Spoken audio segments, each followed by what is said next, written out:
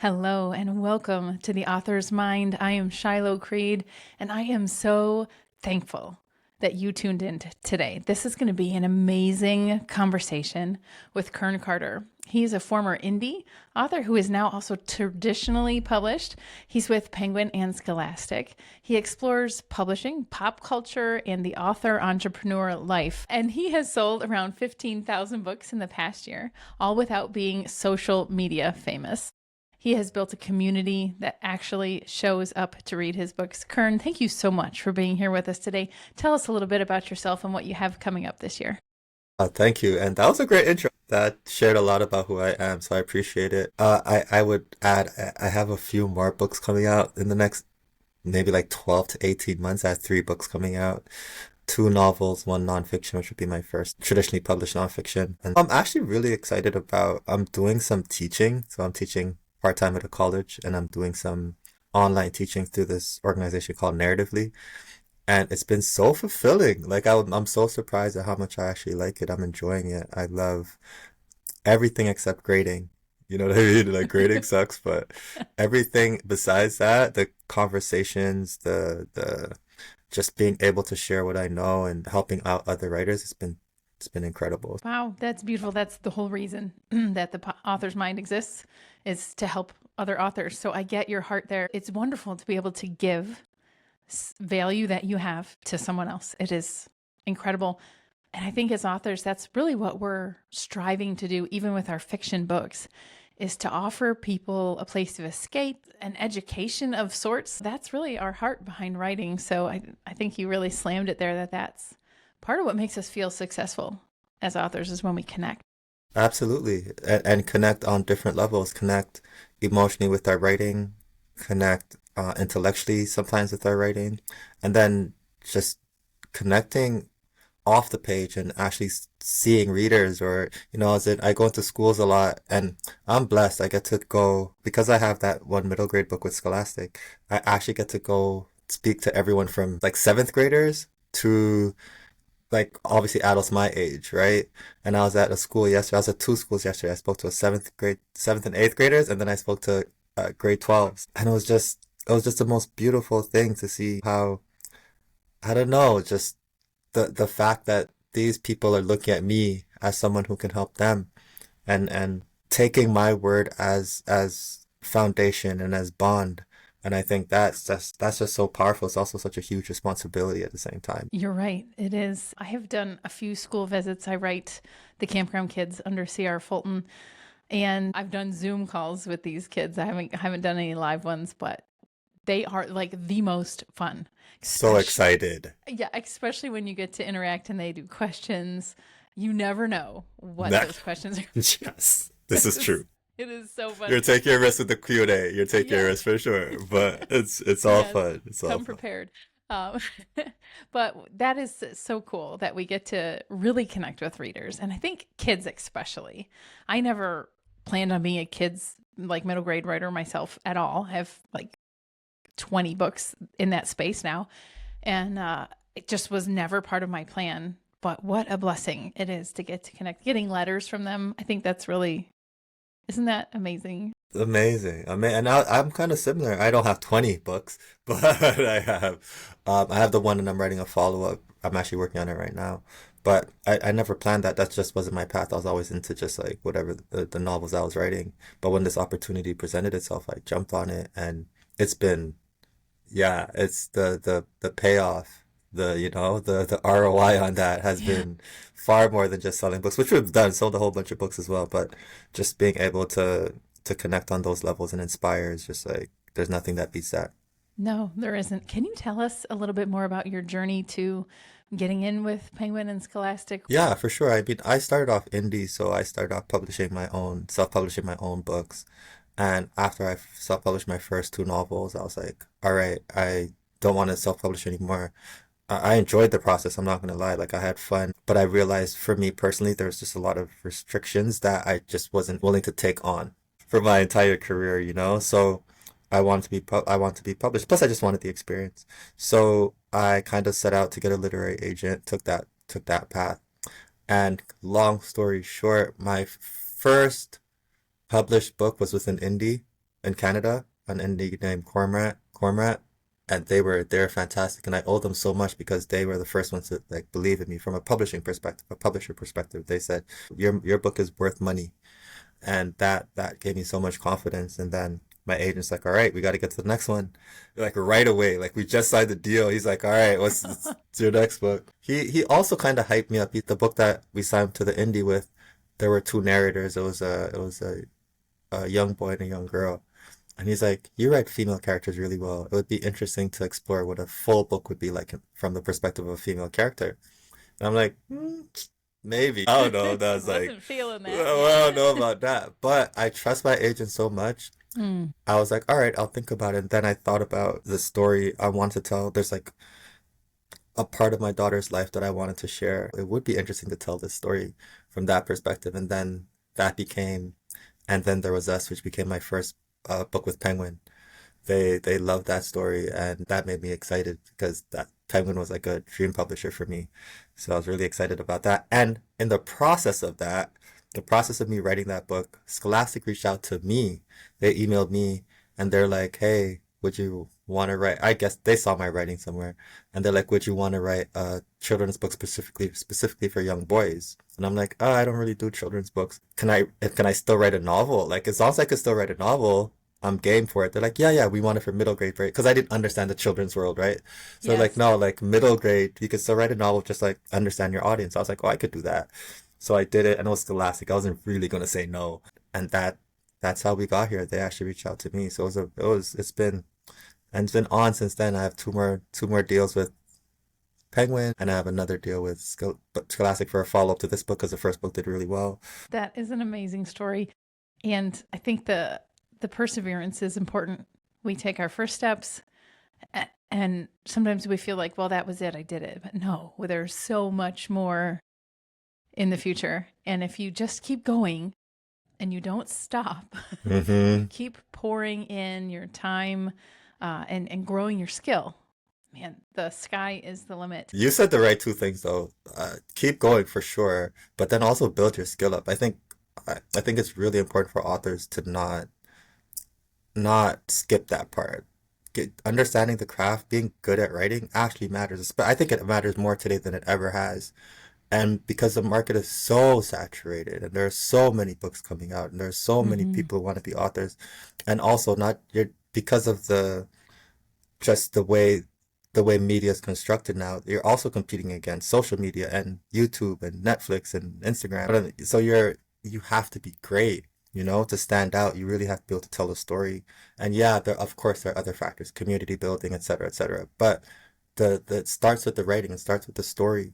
And if your story is really connecting, I think more than anything, and I'm a testament to that. Like I'm not popular on any social media platform. You don't sell that many books because without being popular unless you connect it somehow. So I Right. feel like my story really is connected, and I think that's because I took and take a lot of time studying the craft. Like I am really, really diligent about that, and I don't skip that part. And yeah, I work on it. I really work on it. So don't skip that part. It's important. We gotta be good. You We gotta be do. good. And I think the prevalence of AI and the ability, especially for younger people looking at the middle grade community, is so much short content is available to Mm, them. And it's so easy to digest and lose yourself in. But for their own personal development, even the way their brain functions, like they need to know how to handle longer content. mm-hmm. And as an author for that audience, it's like, this is my responsibility, not just to write a story that they'll get through and read and love, but this is a way to actually develop who they are and that personal satisfaction that they get from saying, I read this entire series. Look, it's like 4,000 pages Yes. or, whatever. Yes. And I think that that is so valuable. Uh, Absolutely. so I Absolutely. love that point that you bring up that, we have this responsibility as authors to bring our very best to the table. Yeah, And I'm with you. you don't get opportunities to do that if your openings aren't really strong. right? So those first opening pages are so important. Tell us a little bit about your strategy for opening pages. How do you develop Oh, that? so this is why I like talking to authors. You guys ask questions about the art, which is all I want to talk about. I love. No, Perfect. I've had some incredible other interviews. I don't want to discredit those, but I love talking about this most. So no, opening pages.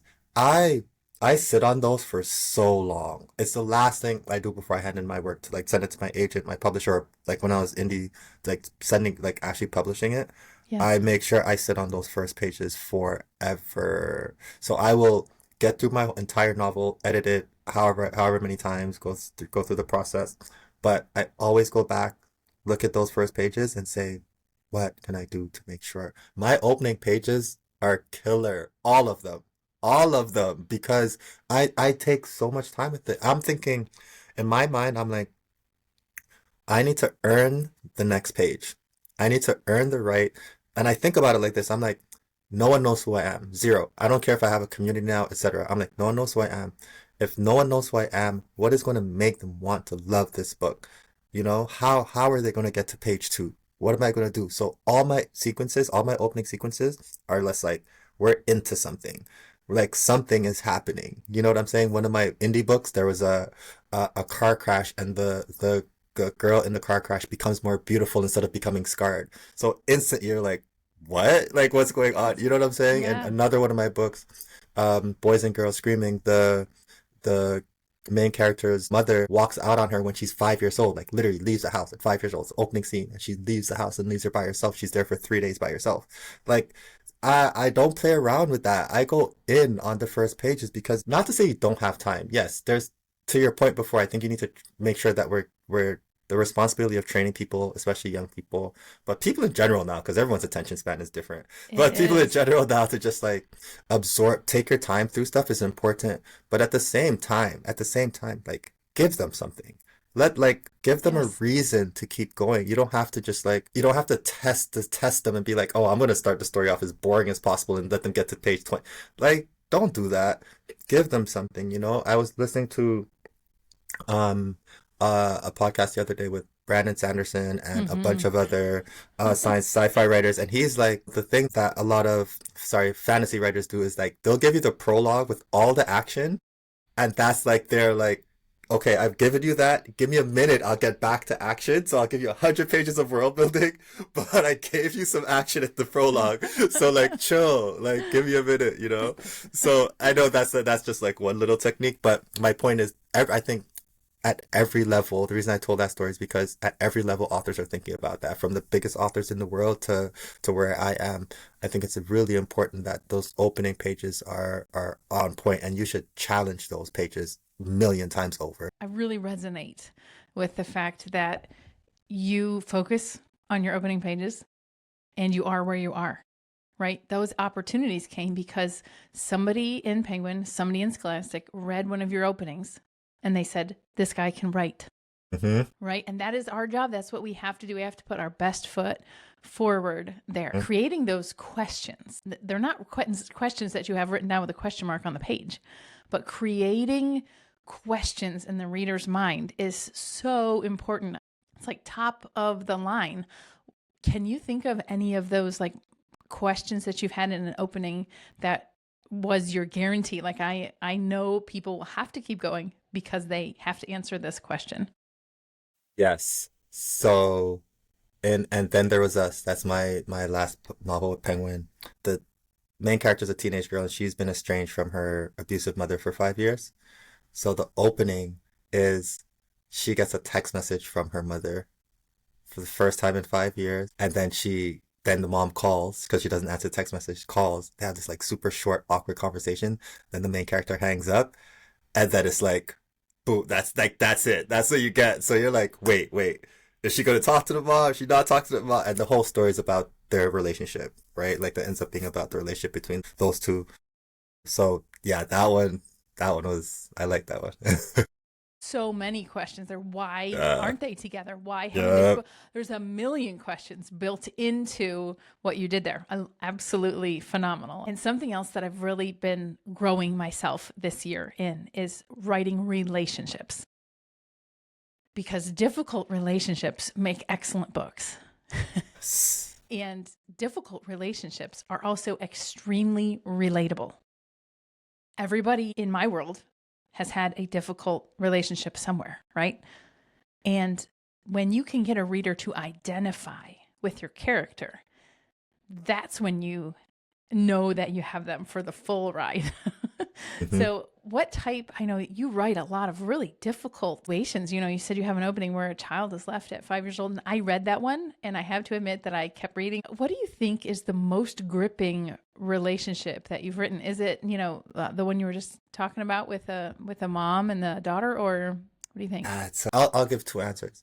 The most electric relationship that is the most also the most relatable is that story. It's because it's a mother-daughter relationship.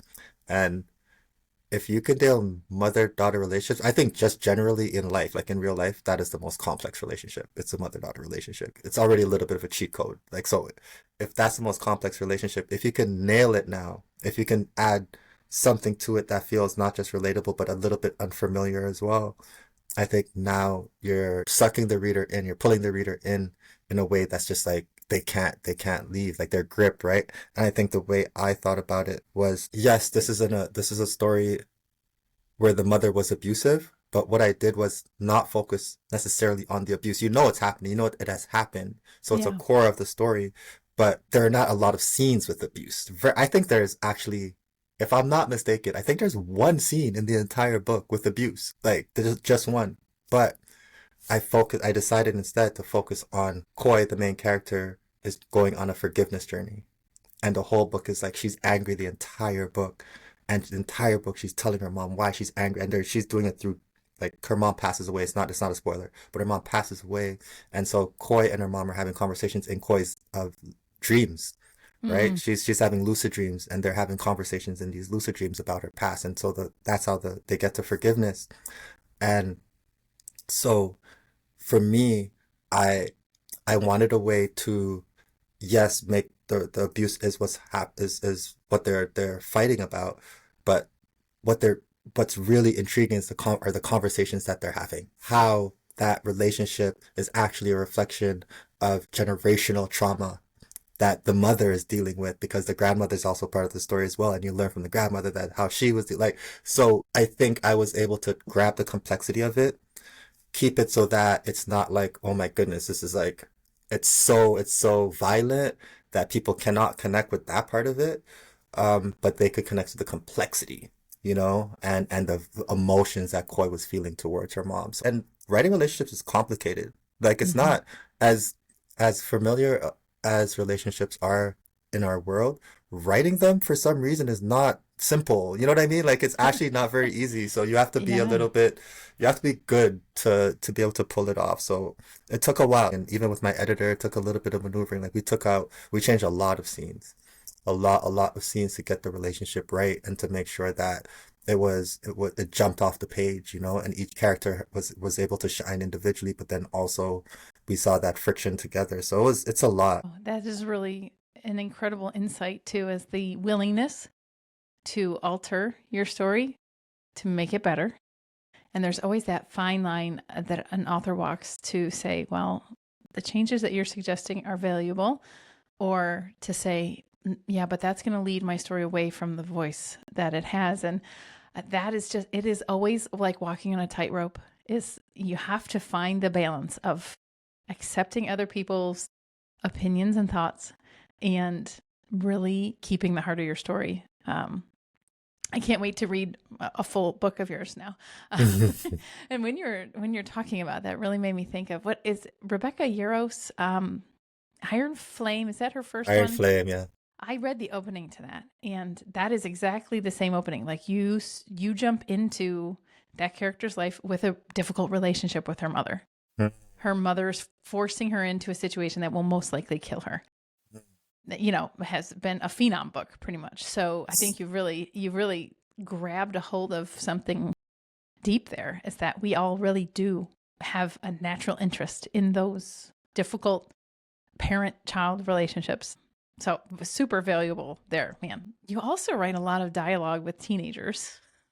uh, I am a homeschool mother of two teenagers. And so all of the slang, number one, just handling they have their own language. Totally. So do you write that? Is that what you put in there? Or do the publishers want it to be more No, listen. traditional? No, I go with the slang. I talk the way I had a cheat code. I had my daughter was a teenager when I was writing. So I was just like listen to their conversations. Plus I'm observant anyway. I'm a listener. So I would be out and I'm just like I'm always listening to the way people speak.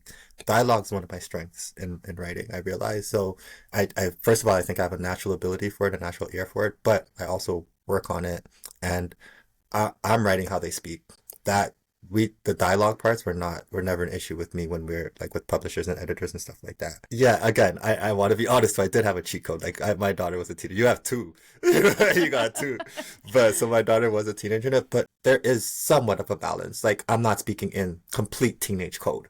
Like it's not all slang. Yeah.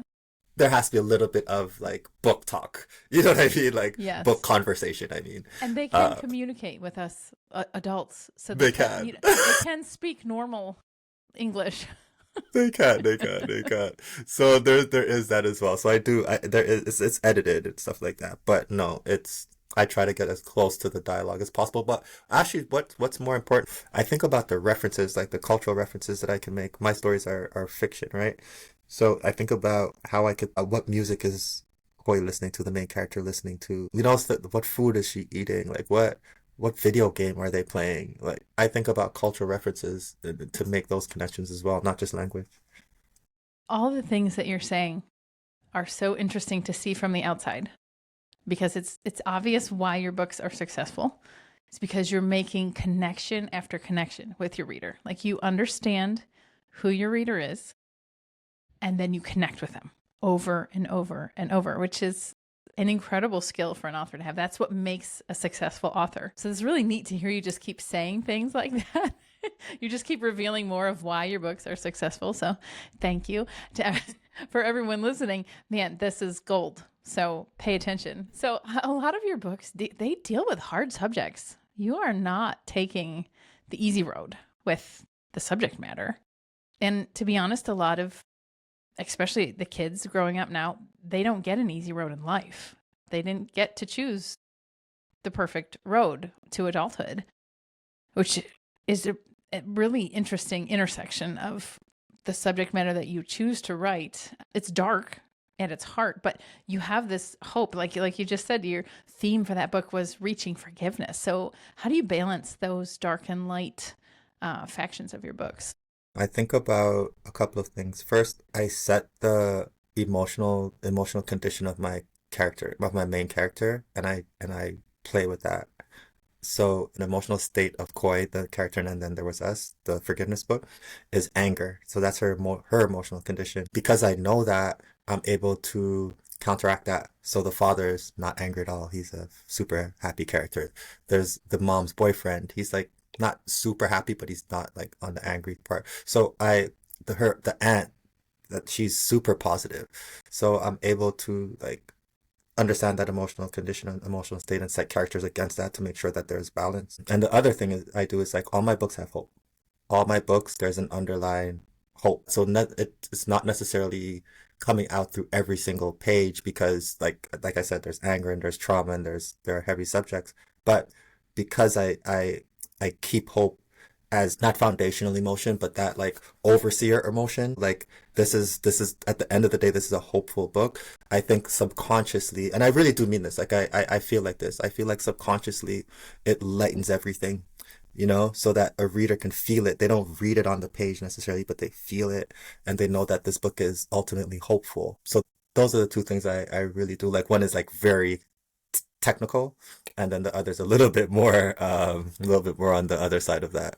Yes, but it is true that you can feel the energy kind of. Yeah, And I yeah. don't mean that in some weird, like religious way or anything Mm, like that. But there is that vibe, yes, that yes. pace. I don't know how to explain it other than like an energy that comes off of the words, and you can tell absolutely. And some authors, you can feel the darkness that they have inside of them. Yes, yes, exactly.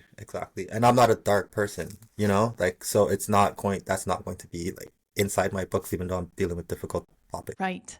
And I write really wide genres. I have the middle grade books under Sierra Fulton. I have a series of rom-com books under Elysian Hunt.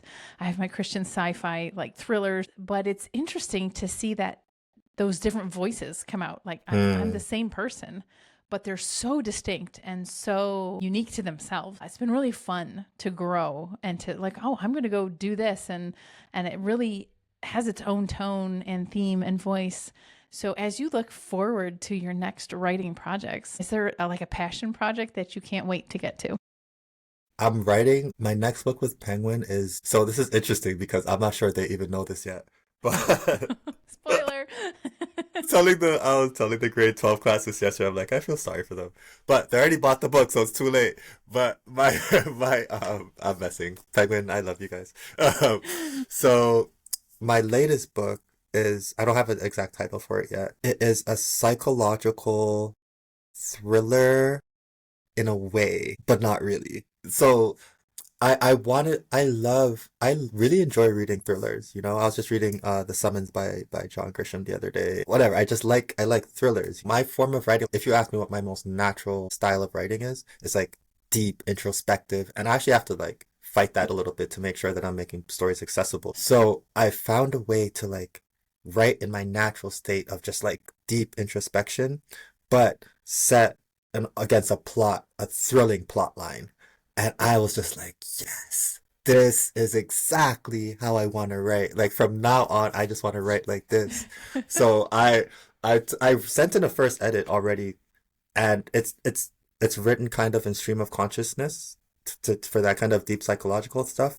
In my mind already, they haven't come back with edits yet, but in my mind already, I already know how I want this. Like it's like it took that first draft for me to understand the story. So now I'm like, okay, now this is how I want the story to go. It's something I always want to do. To be honest, I just wasn't good enough yet. I wasn't a good enough writer. I didn't have my style yet. And I feel like just the last couple of books is where I finally like understand how I can write and understand my style and have built up enough craft knowledge and crafts and skill expertise to where I could take the thing from my head, the stories in my head, and put it onto the page more clearly. So Yes. because I tried to write something before, like, and it just didn't work out. Like, I never even shared it with anybody because I was like, this is not good. Like, it's just, like, I know what I'm trying to do, but fair, this is not good. But now I feel like what I'm doing with that book is really good, and I'm really excited about it. That's an incredible insight too in the way that we grow as writers. And so many beginning writers feel like just completing their first book is a hurdle that they may never get over, right? They're in this birthing phase of trying to get this book into the world.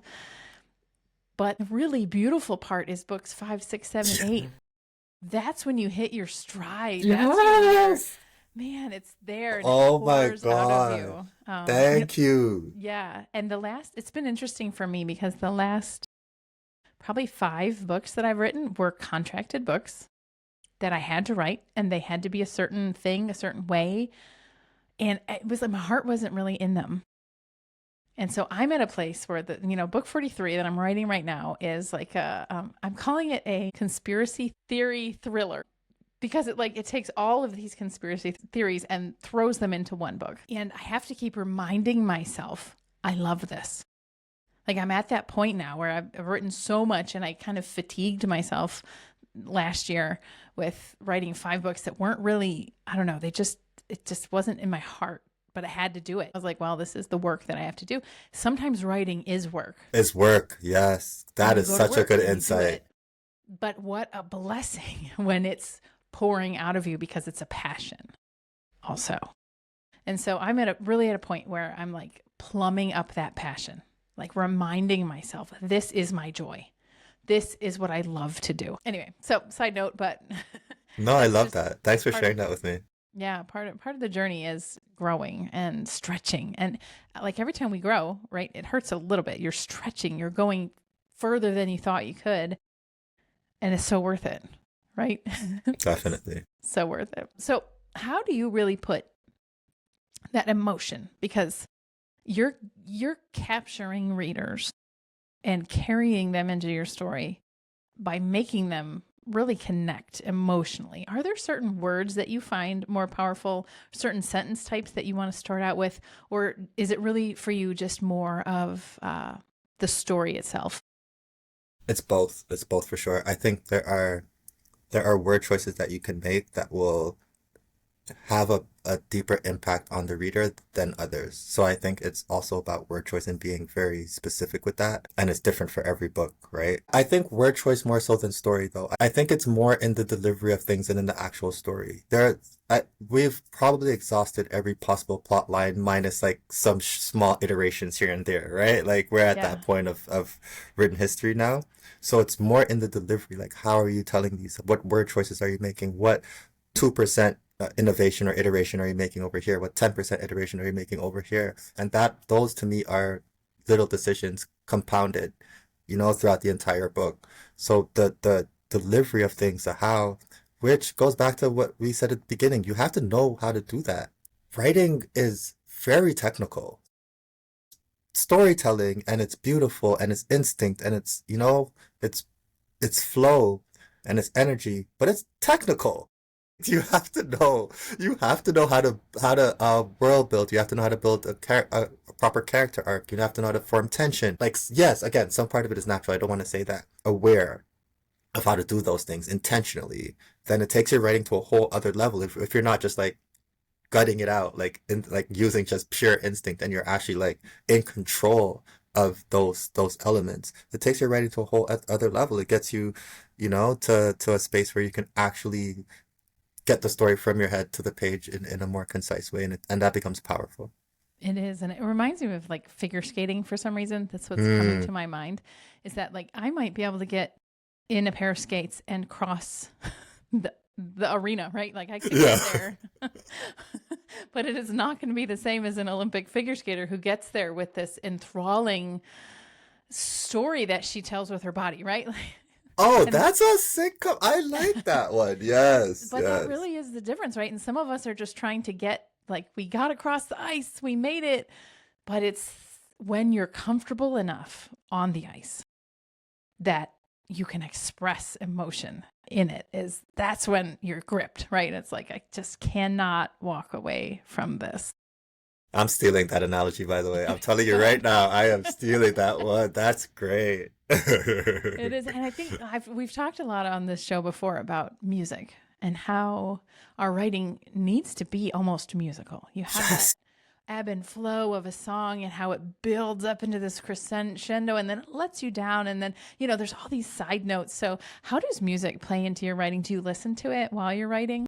No, but for me, rhythm is like top of the list for when I'm writing. I will go back and change sentences if the rhythm is off. I'll Okay. keep the same words, but maybe change punctuation, maybe take out an and, add, but like whatever it takes. But the rhythm of sentences I think about all the time. Again, you have to understand punctuation to mess it up, but I would mess up punctuation to get to rhythm. You know what I mean? Yes.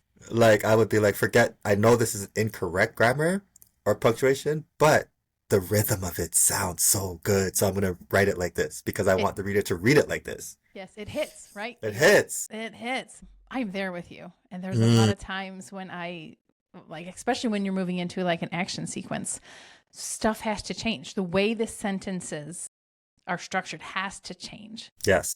And it has to get that punchy, short, immediate feeling to it. The ability to communicate. And sometimes writing action, I think like, man, if this was a movie, it would be so much easier, right? Because you just show it like there they go. Two actors fight. Done. Yeah. Much harder to write that.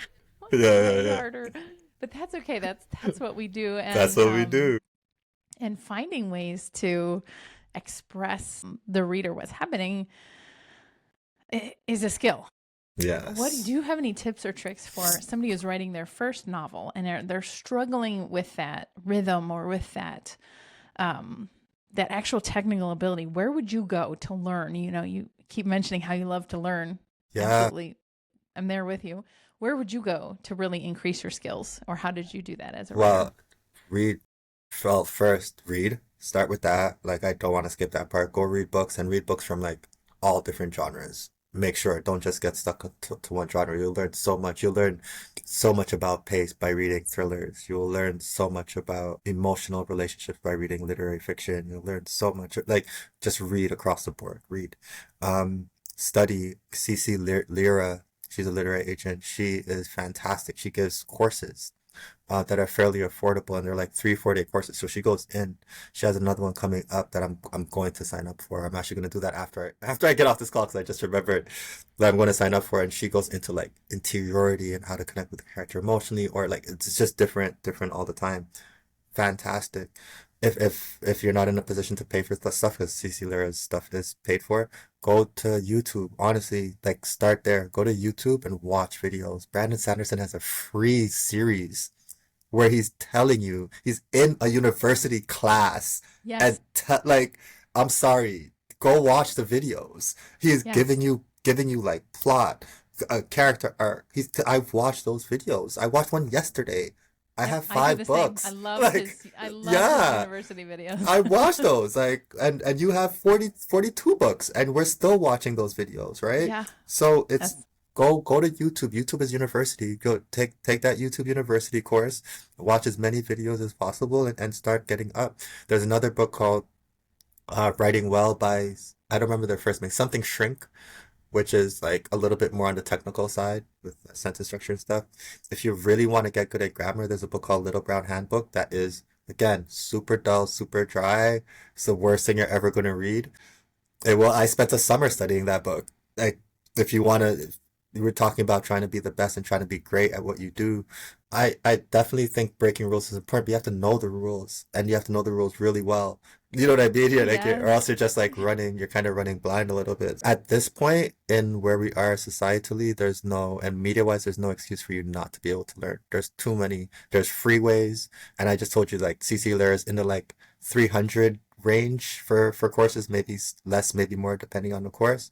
And then there are, like, I got my first publishing deal after I took an 8 month novel writing course to get better. This was in 2019. Why am I taking? I had already self-published 2 books by then. I already gone through university by then. I was doing that. I read that Little Brown Handbook by then, and I still took that because there are things that I wasn't doing properly, and somebody pointed it out to me. An agent pointed it out to me and said, you think you're doing these things well, but you're not. And they gave me that advice, and it was hard because I'd already self-published 2 books, but I put my ego to the side, and I rolled 2 months later and rolled into a full-time 8 month novel writing course that we were workshopping in that book. The book that we were workshopping in that course became my first published book. Nothing changed except my skill. Nothing. I didn't get more popular. I'm still not super popular, right? Nothing changed except my skill. So, that course costs 3 grand. So, like, it just depends on where you are and what you're able to do. But the free stuff there's great free stuff. There Great is. free stuff. So, no Yes. excuses. Absolutely. But it also depends on your focus, Hmm. because a Hmm. lot of us feel like, well, I just can't do that. Well, you can manage to go watch movies or For two pay for hours, 6 hours. pay for this and that and the next thing. So really, a lot of it comes down to focus. How hard are you going to go at this author thing? Hmm. How much of you are you going to put into it? Hmm. Because you get back what you put in. Really, Period. honestly, period. If you invest in yourself, in your skill, in your craft, then you get a return on that. You reap what you sow. So, oh, man, I have been blown away by this conversation today. Thank you. No, this has been great. Oh, I love talking about that. And just to jump off that point one more time, I think it's very important that you make make a commitment, make a commitment to who you want to be and what you want to be, and make that commitment early on. Because if you are wavering and trying to be an author that actually cares about selling books and being successful, the chances of your success are almost zero. The chances of success are almost zero regardless. So, so you true. know what I'm saying? So if you are wavering and you're like, well, I can't do that course. I don't have an hour to watch that YouTube video. If you're doing that, go do something else and keep writing as like a hobby. Like, just Mm-hmm. keep it to yourself. Keep it as something you just do in your spare time, which is totally valid. Like, there's all types of writing, right? Start a Substack and write every month, right? And just chill. But if this is something that you're serious about, you need to make that commitment, and then every decision you make needs to reflect that commitment. Like Absolutely. there's nothing. If I had to give you any kind of advice, I'll tell you that. And that's not even writing advice. That's not like craft advice. That is just like commitment advice. Right. It's life advice. Self It's advice. Yeah, yeah, it, yeah. it really is. But it's life. It's like that's how you do life. And if you're a halfway kind of person, you're never going to reach a destination. You know, if you aim for nothing, you'll reach it every time. Mm-hmm. And yeah, really awesome, really really awesome tidbit there. I was in multi-level marketing for a while. Be that as it may, whatever you may feel about that. And a mentor of mine said something that sticks with me to this day. She said, everybody will come to you wanting to try this business. And she said, you have to turn all of them away because anybody who's going to try it will fail. It's the people who come to this business and say, I'm going to do this, that make it. And that has just stuck with me for so many years. And it applies to pretty much everything that we Life. do in life, right? Right. So authoring is a way to grow who you are. It's a way to become a more complete person, a more stable person. It's affected like my whole life. It's a part of me.